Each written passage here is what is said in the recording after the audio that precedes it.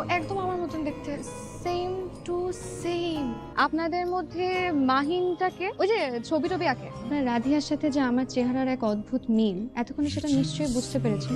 রাধি আপনি হতে যাবেন কেন? এটা পুরোপুরি একটি স্বতন্ত্র ক্যারেক্টার, যেটা আমার কল্পনার ক্যানভাসে এঁকেছি আমি। কল্পনার সাথে বাস্তবতার এত মিল কখনো হয়? আপনিই বলেন। আমি স্বীকার করছি রাধিয়ার সাথে আপনার কোনো না কোনো জায়গায় হয়তো একটু মিল আছে, কিন্তু বিশ্বাস করুন আপনি নয়। আসলে একজন জাপানি ভদ্রলোক, খুব শৌখিন মানুষ, গত 7 দিন যাবত আমার পিছনে লেগে আছে। ছবিটা নাকি তার চাই। এখন কি আমাকে খুব হ্যান্ডসাম একটা অ্যামাউন্ট অফার করেছে। কত অফার করেছিল? গতকাল রাত পর্যন্ত ছিল 6 লাখ, এরপরে আজকে তো আরো 1 লাখ বেড়েও যেতে পারে। কি বলেন এগুলো পাগলের মতন? আমি তো আপনার থেকে এই ছবি 600 টাকায়ও কিনবো না। আপনি আজকে প্লিজ ওনাকে ছবিটা দিয়ে দিন। প্রেম তো তাই হয়তো, প্রেম পূর্ণ হওয়ার সাথে সাথে রূপ, রং, গন্ধ সবকিছু রং হয়ে যাবে। তুমি দেখো। আচ্ছা তুমি তো আমাকে রাধিয়া বলে ডাকো, আমি তোমাকে কি নামে ডাকবো? তোমার যা খুশি। আমি তোমাকে রং বলে ডাকি?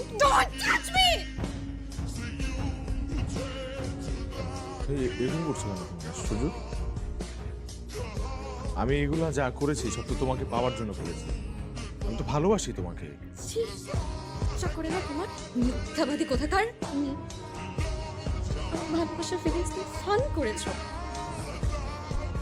আমি তোমাকে আর তোমার মিথ্যা ভালোবাসাকে ঘৃণা করি।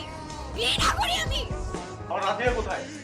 গত কয়েক মাস ধরে সে হসপিটালে চিকিৎসাধীন অবস্থায় আছে। ডাক্তার বলেছে ব্রেন টিউমার। আমাদের মাঝেও হয়তো আর বেশি দিন থাকবে না। রাধিয়া তোমার কিচ্ছু হবে না রাধিয়া, তুমি বিশ্বাস করো। আমি তোমাকে যেভাবেই হোক সুস্থ করে তুলবো। আমি দিব টাকা পয়সা। আপনি জানেন না আমার ছবি অনেক দামে বিক্রি হয়। আমি আঁকবো, প্রয়োজনে আঁকতেই থাকবো। আমি ঘুমাবো না, আমি ওর জন্য সব করবো। আপনি আমাকে শুধু বলেন যে ওকে কত টাকা দিলে বাঁচানো যাবে।